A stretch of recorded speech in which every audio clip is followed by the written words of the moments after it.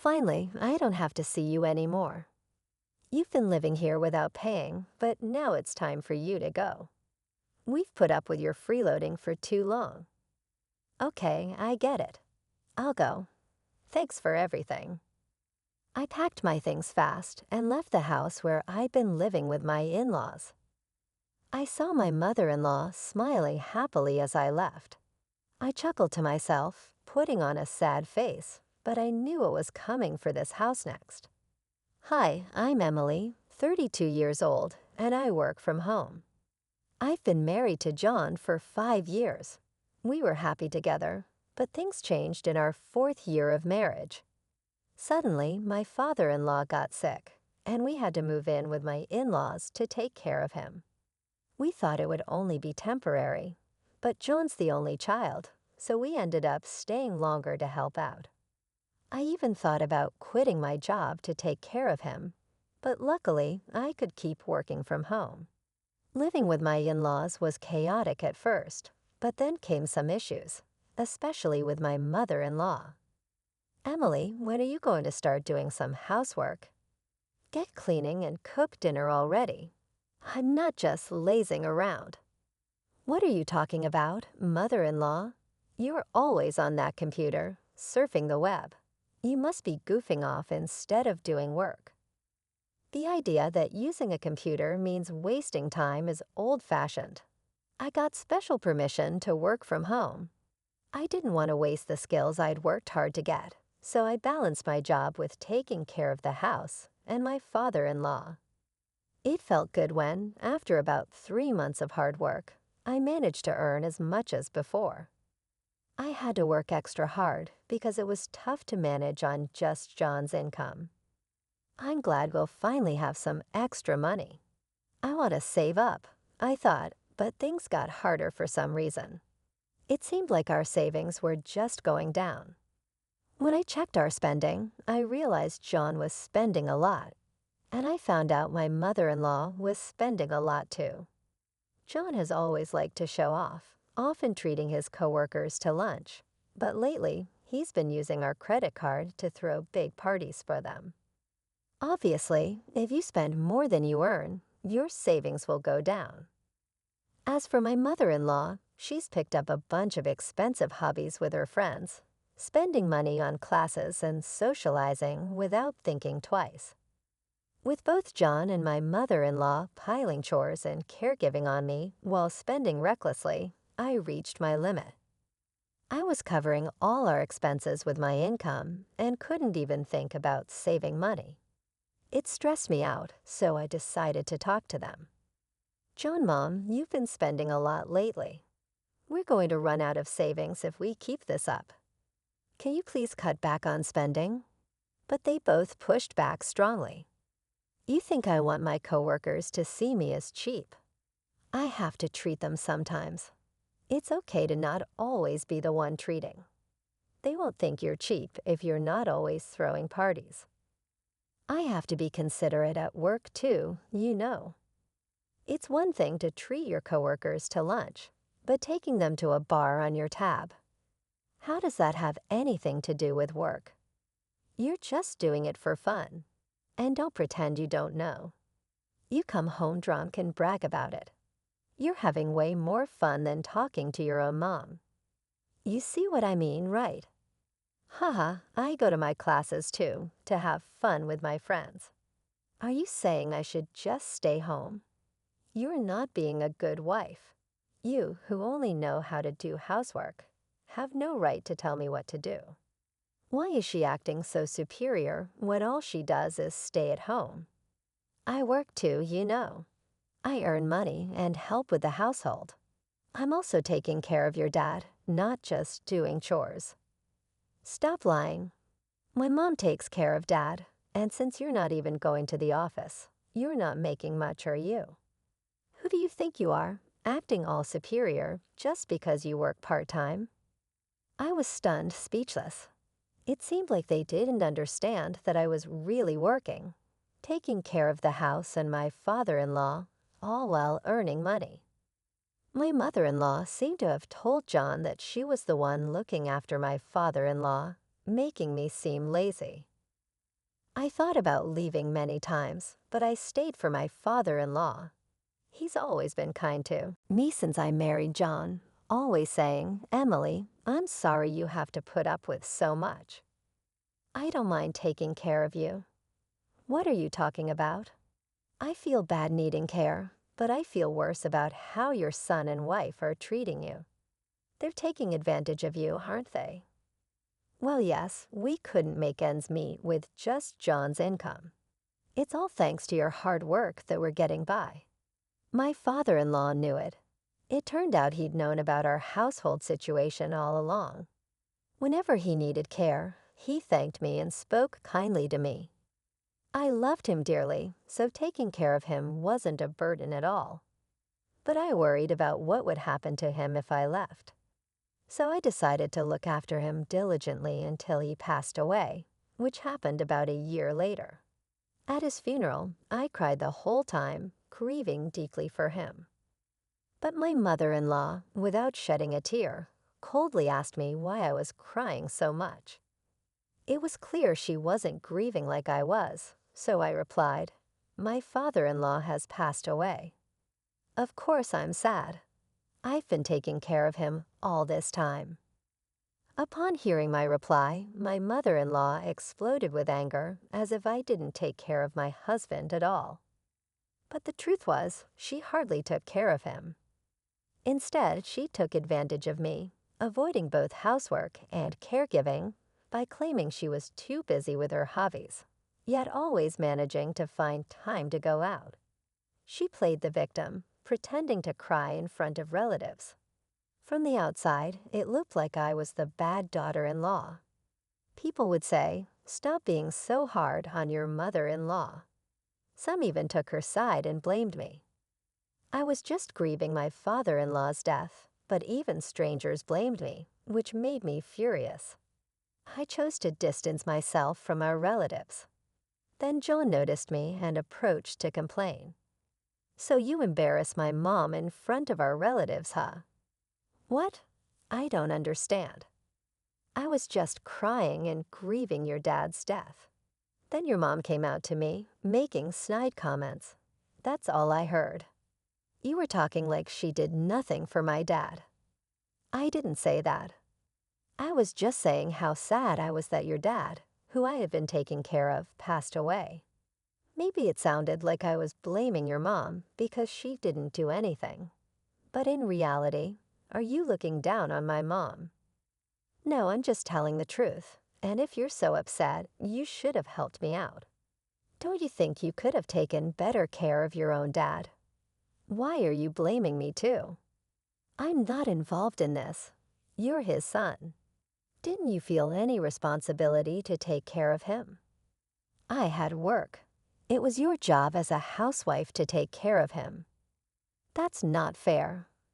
I have work too, so that doesn't make sense. Our argument got heated, and panicked relatives intervened to break it up. Though the argument stopped my husband, and I didn't speak for the rest of the day. Later, after handling all the funeral arrangements, a lawyer talked about the inheritance. I'd like to discuss the will regarding the inheritance. After your father-in-law's passing, it states that the family home and land will be given to his son, John, while the remaining assets will be split equally between his wife and daughter-in-law, Emily. What? Why would Emily get a share? I'm his wife. Shouldn't everything else be mine if John gets the house and land? Your husband wanted to acknowledge Emily's dedication to his care. He wished to leave her a portion of the inheritance as a gesture of gratitude. This was his decision, and it cannot be changed. Ah, I understand now. So Emily was just looking after him for the inheritance. Why would you think that? It must be. Why else would she dedicate herself to caregiving? I've had a good relationship with my father-in-law ever since we got married. I took care of him to repay his kindness. If you think it's impossible, why did you push the caregiving onto me, mother-in-law? Why would you belittle me like that? Don't talk nonsense. I understand now, so let's just leave it at that. When the lawyer was there, my mother-in-law couldn't say anything rude, so she kept talking, looking annoyed. He made that decision. Well, I suppose. It's a way of saying, thank you for taking care of him. There's no other explanation than the lawyer kept talking. Can I go on? Your father-in-law wrote a note saying Emily doesn't have to look after him anymore. When the lawyer said that, my mother-in-law's face, which had been angry before, suddenly changed to a happy smile. I get it. I get what it means now. Oh, what do you mean? My husband looked confused by his mom's sudden excitement. It means Emily doesn't have to stay here anymore, since she won't have to take care of my husband. The money split wasn't a thank you. It was just like a goodbye payment. My mother-in-law twisted my father-in-law's will based on her own ideas. She misunderstood it the way my father-in-law, and I wanted her to misunderstand it, actually. Before my father-in-law passed away, we talked about this. He wanted me to be freed from this house after he died. He planned to trick my husband and mother-in-law with a will so I could leave without any fuss. Just as my father-in-law planned, my mother-in-law was totally fooled and is trying to get rid of me. Well, in my true feelings, I acted shocked by the will, saying, "Oh, Father, why would you do such a thing? See, even my husband doesn't see you as his precious daughter-in-law. John, you don't need Emily anymore, right? Just divorce her already." John, you wouldn't suggest divorce, would you? I looked at John with tears in my eyes. After a long pause, he finally said, "Yeah, it seems like the best choice. I've got the family property, and Mom got the money. I won't have to worry about taking care of anyone in the future, and I won't have any issues with Emily. I understand. That's how it is. I'm sorry, but could you please leave? Okay, I guess I don't belong here anymore." Feeling just as hurt, I took a paper from my drawer and handed it to my husband. It was something I had picked up during a past argument, the divorce papers. Without hesitation, he signed them. Finally, I don't have to deal with you, a freeloader who doesn't contribute. Leave. Consider yourself lucky I tolerated you for this long. I understand. I'll go now. Thank you for everything up until now. By the way, since the lawyer's here, I'd like to talk about it. It's fine if there's no me for property division, right? I've already received enough from my father-in-law's inheritance. You know what, Emily? I've managed to support myself just fine. It would be greedy of me to ask for more. Well, you have a point. Okay, got it. Please leave this house as soon as you can. I hurriedly packed my things and left the home where I had lived. My mother-in-law watched me go with a gleeful expression, unaware of what was to come in that house. After leaving my in-laws' house, I wasted no time in submitting the divorce papers to City Hall. When I arrived at the apartment I had rented ahead of time, I couldn't contain my excitement as I shouted in the spacious room, "Yes, I'm finally free. Free at last." I couldn't help but let out a yell of joy. I was so willing to be liberated from the painful married life. I owe a huge debt of gratitude to my father-in-law, who orchestrated my escape from that house. Since then, I've been enjoying a comfortable life on my own. While I had gotten used to working remotely at my in-laws' place, now that I've left, I have much more time to focus on my work. As a result, my income has increased, and I'm able to live a luxurious life without any disturbances. One day, I received a call from my ex-husband, John. "It's been a while. What made you call, Emily? Please, we're struggling. Can you help us out? Is this a joke? Weren't you the ones who kicked me out? Even though we're earning the same, we're barely making ends meet. We can't keep living like this." Oh, that sounds rough. I decided to lay it out straight. Well, that's because my salary isn't supporting the household anymore. What do you mean? Can't you see? You couldn't sustain your lifestyle just with your income, even though you were spending lavishly. I couldn't afford our lifestyle on my own. Nonsense. You've always been wasting your salary on yourself. The only reason we managed was because of the money I was bringing in. At your age, your spending habits, both you and your mother, are just ridiculous. What?